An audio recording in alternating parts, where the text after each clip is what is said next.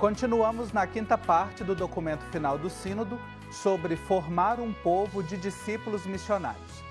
Pela própria natureza deste capítulo, depois de termos escutado sobre a conversão das relações, dos vínculos e dos processos, o acento agora é na formação. A formação do povo de Deus e também um acento na formação dos candidatos ao ministério ordenado. E hoje eu tenho uma grande alegria, estamos com a casa cheia, você vai ver, de receber 3 convidados para este bate-papo. A irmã Maristela Ganassini, ela é religiosa das Filhas do Sagrado Coração de Jesus e assessora da Comissão Episcopal para os Ministérios Ordenados e Vida Consagrada da CNBB. Irmã Maristela, bem-vinda ao nosso programa. Muito obrigada, é uma alegria poder estar aqui junto com você e também junto com os outros convidados. Isso. Tenho aqui também Dom José Albuquerque, ele é bispo da Diocese de Parintins, no Amazonas, e é membro da Comissão Episcopal para os Ministérios Ordenados e Vida Consagrada da CNBB. Dom José, uma alegria também tê-lo aqui, muito bem-vindo. Obrigado, é um prazer, uma honra estar aqui. Trago o abraço do povo de Parintins, da nossa querida Amazônia, ao povo mineiro, que sempre nos acolhe tão bem. Obrigado. E o padre Wagner Moraes, ele é da Diocese de Osasco, em São Paulo, e é o presidente da OSIB, a Organização dos Seminários e Institutos Filosóficos Teológicos do Brasil. Padre Wagner, também é uma alegria tê-lo aqui mais uma vez. Marcos, é uma alegria, de fato, retornar aqui contigo, com Dom José, com a irmã Maristela, que são pessoas especiais no trabalho e na missão hoje da OSIB aqui no Brasil. Isso, a gente está aproveitando, né, esse programa, esse espaço, porque um encontro importante de formação para diretores espirituais que acontece em Belo Horizonte. Então, o chamamos para essa conversa que entrou bem na linha do que a gente estava refletindo aqui no nosso programa Igreja Sinodal. Tem vários pontos nesta quinta parte do nosso documento final que falam sobre o aspecto da formação. Quero começar ouvindo você, irmã Maristela, porque antes da gente entrar na formação específica do povo de Deus, na formação dos candidatos ao ministério ordenado, na formação para a vida consagrada, o documento fala de uma consciência vocacional e missionária que é um fruto que implica a sinodalidade. Como é que a gente pode despertar essa consciência nas nossas comunidades? Bem, primeiramente eu acredito que um compromisso pessoal, né? No momento em que todos os cristãos sentirem a necessidade de cuidar e proteger da sua vocação, a partir disso pode-se ter a consciência sinodal, a consciência missionária e essa busca de um trabalho vocacional integrado, onde a gente faz parte deste caminho de transformação. A importância de nos dedicarmos como seres humanos neste caminhar, porque ninguém faz um milagre diante do serviço de animação vocacional, diante do processo de formação. É necessário um empenho pessoal, mas também uma abertura por parte da igreja, uma abertura por parte das paróquias, das nossas comunidades, para que de fato aconteça esse caminhar juntos, o estar em comunhão, estar em sintonia. Isso também é uma ruptura de uma mentalidade, ou seja, de forma... Vocação é só quem vai para o convento e quem vai para o seminário, né? Exatamente, é falar de todas as vocações. É partir do princípio que a primeira é a vida e depois trabalharmos. A vocação da família é tão importante, o berço de onde surgem todas as vocações. A vocação laical com um papel tão importante e significativo na nossa igreja, sendo sal, sendo luz. A vocação sacerdotal e também a vocação religiosa, o todo da igreja. Precisamos de todos os membros para que esse corpo fique fortalecido. Uhum.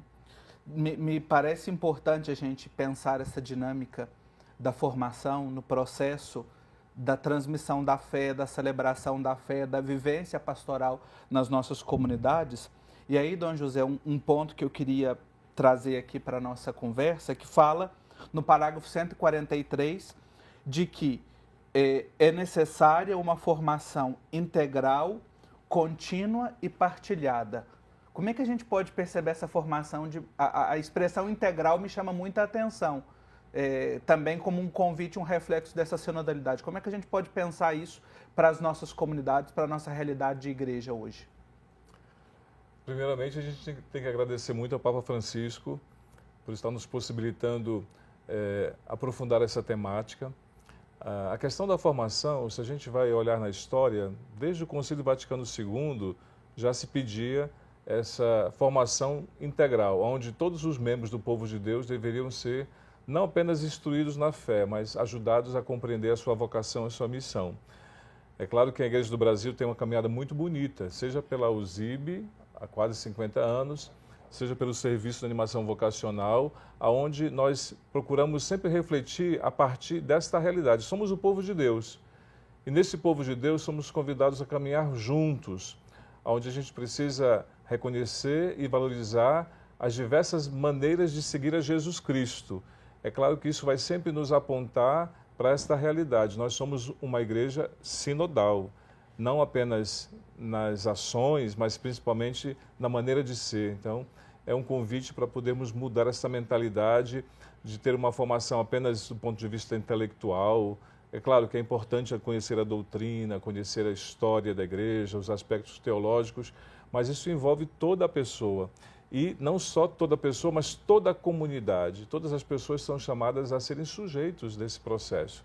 Então, é um tempo, ao mesmo tempo de renovação, mas de resgate a tudo aquilo que a igreja sempre pediu para que acontecesse nas nossas paróquias, dioceses, casas de formação, onde pudéssemos ter a participação de todos, né? Então, a formação não é apenas para alguns, não pode ser um privilégio apenas daqueles que pensam numa proposta vocacional, ir para o seminário ou para os conventos, mas a formação, antes de tudo, tem que ser um direito de todos. E a formação integral, que engloba aspectos humanos, por isso que a gente precisa, de alguma forma, da contribuição das nossas lideranças leigas, né? Todas as pessoas que fazem parte da comunidade. Isso também acontece na casa de formação, para formar o futuro presbítero, para formar o futuro diácono, para formar a futura religioso, nós precisamos de sempre ter uma equipe, né? Então, é nesse trabalho harmonioso, integrado, que a gente vai poder valorizar todos os aspectos da nossa vida, e a nossa fé tem sempre que nos lembrar que nós estamos no mundo e precisamos enfrentar os desafios dos nossos tempos. Uhum. Então, tudo nos interessa, nada é estranho nesse processo de formação. Uhum. Interessante esse elemento que Dom José traz sobre a formação, a participação dos diversos atores, das diversas pessoas nos processos formativos, porque esse, inclusive, é um pedido que vem aqui, Padre Wagner, e o senhor que está diretamente ligado já há alguns anos na formação, né? Que é exatamente a que aparece a palavra, a insistência na necessidade de uma formação em que participem juntos homens, mulheres, leigos consagrados, ministros ordenados, candidatos ao ministério ordenado. Então, queria assim que a gente pudesse trazer esse elemento de abrir essa formação e também um ponto, e aí eu faço aqui uma citação literal, devemos investir na formação dos formadores. Como é que está sendo também feito esse processo? O senhor, como presidente da USIB, acompanha bastante esses processos aqui na igreja no Brasil. No Brasil, nós temos, enquanto USIB, 3 encontros importantes que já integram alguns formadores de algumas áreas. Esse agora que está ocorrendo são os dos diretores espirituais. Uhum. E o que para nós, né, para a nossa equipe, esse ano teve uma novidade. Nós temos uma religiosa que é orientadora espiritual no seminário. Já é uma abertura que o Papa Francisco pediu a partir do sínodo e nós temos ela participando conosco do encontro. Então, já é algo importante para esse tempo e para responder às necessidades desse tempo. Então, nós temos orientadores espirituais nesse encontro, temos também o dos formadores, os reitores, que acontece no mês de julho, que a gente reúne os formadores do Brasil para trabalhar também as temáticas importantes da formação do formador, né? Porque, ou seja, é cuidar de quem cuida dos outros também, né? Cuidar daquele que cuida. E temos um encontro com os psicólogos e as psicólogas que também trabalham nos seminários. E é algo que também vem crescendo muito, né? Hoje nós temos uma participação ativa de psicólogos trabalhando nas casas de formação. E isso tem ajudado. Quando fala dessa formação integral, a gente logo pensa, né? É todas as dimensões da formação e que trabalham em comum, né? Também, não poucos seminários hoje têm uma experiência bonita junto com a unidade pastoral familiar, né? Nós temos ouvido alguns seminários que têm trazido já a pastoral familiar para trabalhar com as famílias dos seminaristas. Uhum. Então, isso também ajuda na formação. Então, diversos formadores, diversas áreas que vão trabalhando desde o aspecto da família até a vocação daquele candidato. Então é outro trabalho bonito que a gente vê realizando hoje no Brasil, né? Então é algo importante também para essa formação integral, né? Quando fala do investimento na formação, é algo muito, de fato, importante, né? Porque nem sempre os formadores são tão vocacionados assim, né? Sim. Somos meio que escolhidos, às vezes, assim, e nem sempre muitos querem assumir aquela função porque sabem os desafios que enfrentam. Mas é um serviço que a igreja pede aos padres. Então, alguns aceitam essa missão e, claro, buscam, a partir da proposta, do currículo da própria diocese, daquilo que necessita, aquilo que o bispo próprio orienta, e alguns buscam essa formação. Além dessas formações que nós temos, que a USIB promove, também buscam formações pessoais, vão fazer cursos de especialização para formadores, vão fazer cursos na área de psicologia e de outras áreas de ciência também. Para quê? Para poder melhor servir naquilo que lhe compete como reitor, como formador do seminário, como alguém que está colaborando num processo.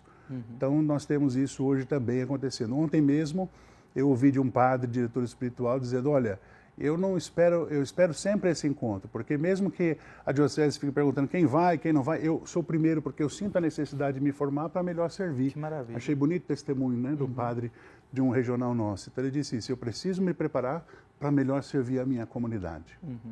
É um caminho necessário e urgente da gente pensar nessa formação, oferecer esses caminhos, espaços, né, abertura para que isso aconteça de maneira integral na nossa igreja.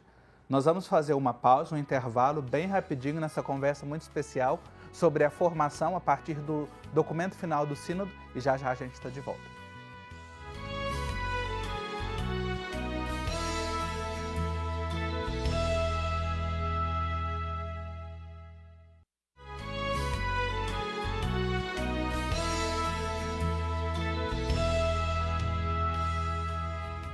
Estamos de volta com o nosso programa Igreja Sinodal, abordando hoje este aspecto importante, que não é só um aspecto, mas que perpassa e nos prepara, é transversal a uma igreja sinodal, que é a formação integral de todo o povo de Deus e a formação especial dos candidatos ao ministério ordenado. Eu recebo 3 convidados muito especiais que estão aqui comigo no estúdio, a irmã Maristela Ganassini, Dom José Albuquerque e o padre Wagner Moraes. Uma alegria tê-los aqui. E você que quer acompanhar as nossas reflexões, aprofundar, levar também para a sua comunidade, você pode acompanhar todos os programas, estão disponíveis no YouTube. Basta você procurar @Igreja Sinodal e você acessa. Agora a gente está tratando do documento final do Sínodo, mas tratamos do instrumento de trabalho, tratamos do relatório da primeira etapa, da primeira fase, e assim vamos nos formando, já que esse tema é tão importante para nós.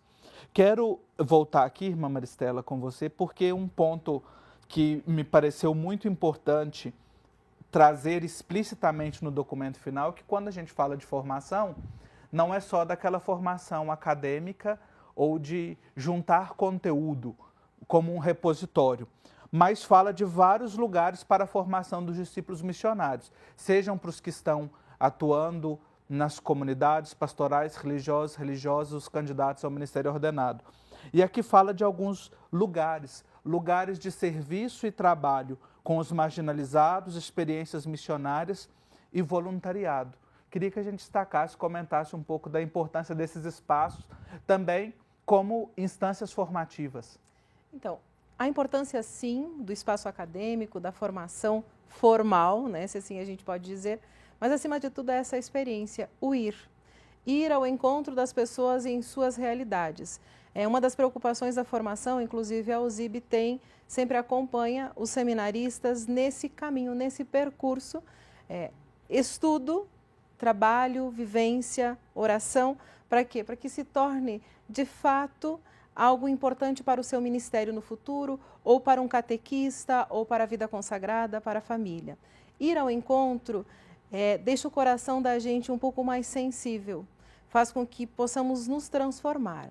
E essa preocupação, ir lá onde estão as pessoas, dialogar com as pessoas, e não apenas estudar, entender que existem cenários, mas viver, colocar os pés nessa realidade, fazer a experiência junto às pessoas. E acredito que essa é uma das principais formas de fortalecimento, inclusive, da vocação. No momento em que a gente coloca os pés junto ao povo, a igreja, que o Papa Francisco sempre diz, essa igreja em saída é isso, não é buscar lugares distantes, mas é olhar aquilo que está também ao nosso redor, as periferias existenciais, as pessoas que mais precisam deste suporte, desta ajuda. E faz parte de uma formação, como dizíamos, integral.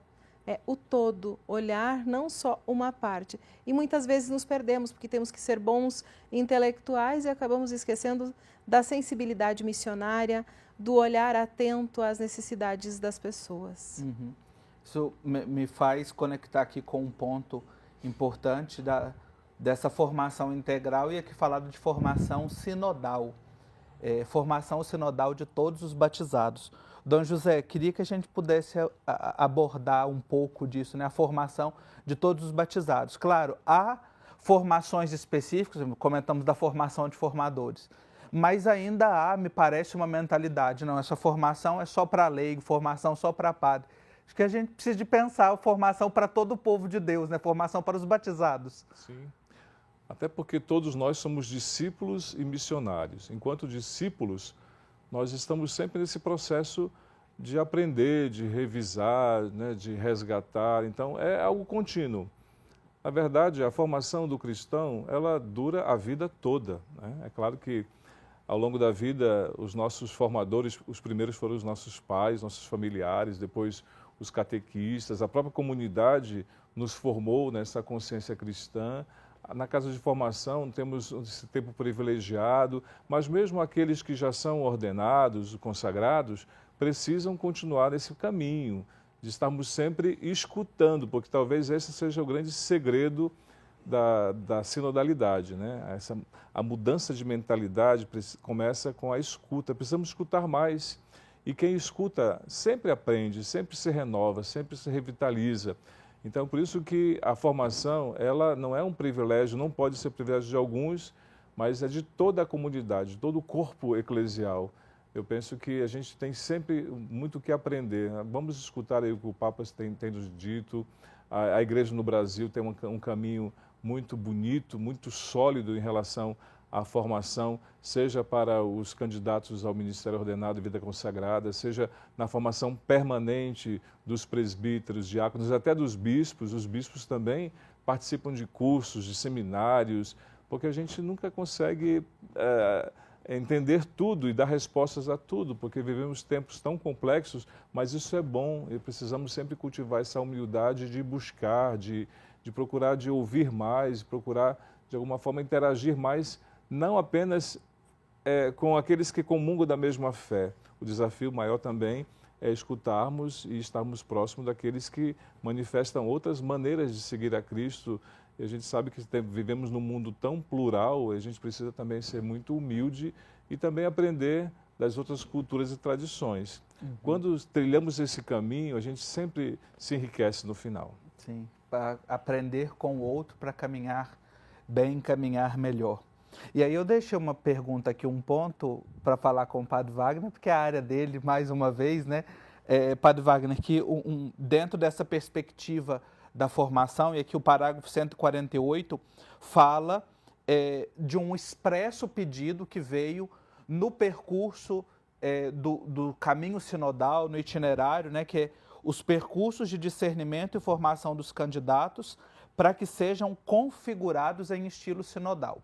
Aqui destaca 3 elementos: a presença significativa de figuras femininas na formação, a revisão da Ratio Fundamentalis e a paixão pela missão ad gentes. Enquanto Igreja do Brasil, enquanto OSIB, queria também que a gente pudesse falar como é que anda esse processo de revisão. Para quem está nos acompanhando, essa Ratio Fundamentalis são as diretrizes para a formação dos candidatos ao ministério ordenado, né? Como é que também está se pensando em promover esta formação configurada no estilo sinodal?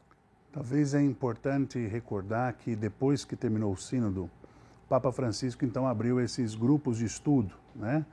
E um deles trabalha principalmente essa releitura da Ratio com a chave sinodal, que é esse ponto que você apresenta agora. Inclusive nós tivemos reunião lá em Brasília, né? E o Dom José com a equipe, com o Dom Ângelo, com a irmã Maristela, o Padre Guilherme, e tivemos que até responder um questionário que Roma pediu, né, sobre esse tema. Agora, o que é importante, talvez, nessa revisão? Primeiro, aqui no Brasil nós temos um aspecto, quando se fala da missão, muito bonito com os nossos seminaristas, os nossos formandos. Nós temos um trabalho hoje que cresceu muito aqui no Brasil, que são os comises, as comissões missionárias e seminaristas, que têm uma certa ligação com a Pontifícias Obras Missionárias. Então, eles são praticamente os protagonistas desse trabalho, eles se reúnem, eles buscam a formação, eles se preparam e têm essa abertura. Inclusive, esse ano é um ano de celebração para os comises, que vão fazer 40 anos desse serviço. Vai ter um congresso em julho, vai ter um congresso em julho lá em Teresina, no Piauí, na Arquidiocese, que é onde iniciou esse projeto do Comis há 40 anos atrás. Então, assim, quando a gente observa os candidatos, seminaristas, a gente vê essa busca constante desse serviço missionário.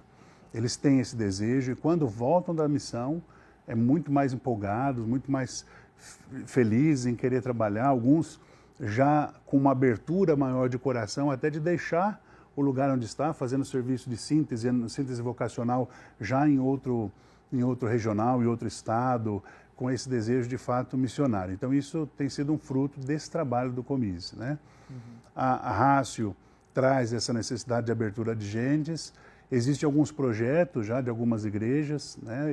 Eu me lembro, mesmo lá no nosso Regional Sul, tinha uma parceria bonita com a África, né? Agora deu um tempo por causa da guerra civil lá em Moçambique, mas eles têm um trabalho bonito de evangelização com presbíteros, com seminaristas e também com consagrados e leigos que faziam esse serviço muito bonito lá.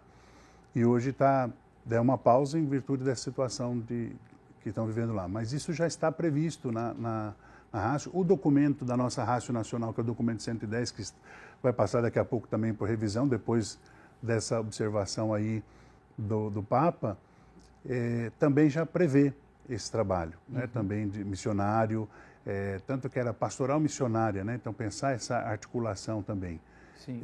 E a gente vê, o que diz respeito à missão, tem força, os candidatos têm tido essa força com os comises. E isso é louvável, penso que é algo que a gente precisa recordar. A gente tem apoiado enquanto OSIB, os seminaristas nesse sentido, porque é algo que eles realizam e com muito esmero, né? Que maravilha. E sobre as mulheres também na formação, é algo sempre muito importante. Nós temos nas universidades professoras, né? Então no âmbito intelectual temos várias professoras, se não consagradas, até leigas, sim, que dão aula nos seminários. Temos também nas casas de formação essa preocupação de sempre ter essa abertura. Antigamente só tínhamos as senhoras que trabalhavam na cozinha, que eram as mães, né? Aquelas que estavam lá na cozinha. Hoje não, nós temos uma atuação maior, né? Temos algumas religiosas que atendem como psicólogas, essa irmã que veio, que é orientadora espiritual do seminário. Então a gente vê essa abertura muito positiva, porque o olhar de fato fica mais amplo, mais aberto. Isso é importante na formação. Que maravilha. Aqui no programa é assim, quando o assunto é bom, quando a prosa é boa e os convidados são bons, o tempo passa rapidinho que a gente nem vê, já está na hora da gente terminar. Trouxemos aqui uma abordagem e que deve voltar mais vezes. E eu quero agradecer muito a presença de vocês. Irmã Maristela, muito obrigado. Eu agradeço e que Deus abençoe a todos. Amém. Dom José Albuquerque, bispo de Parintins, muito obrigado também. Obrigado. Continuemos juntos nesse caminho sinodal, tão bonito que estamos trilhando. Assim seja. E o Padre Wagner Moraes, presidente da OSIB. Obrigado mais uma vez, Padre Wagner. Obrigado você, Marcelo, por nós novamente nos acolher aqui e pensar, né, de fato, esse desejo da igreja de trabalharmos no mesmo caminho, né? Mas eu chamo a atenção a palavra que o Dom José colocou no outro bloco, estar atento à escuta do tempo, né? É preciso estarmos escutando, de fato, para uma boa formação. Isso aí. E obrigado a você também, que está comigo aqui a cada semana nesse processo de reflexão e aprofundamento. Semana que vem a gente continua no capítulo 5 falando sobre os impactos da cultura digital. Um abraço para você e até lá.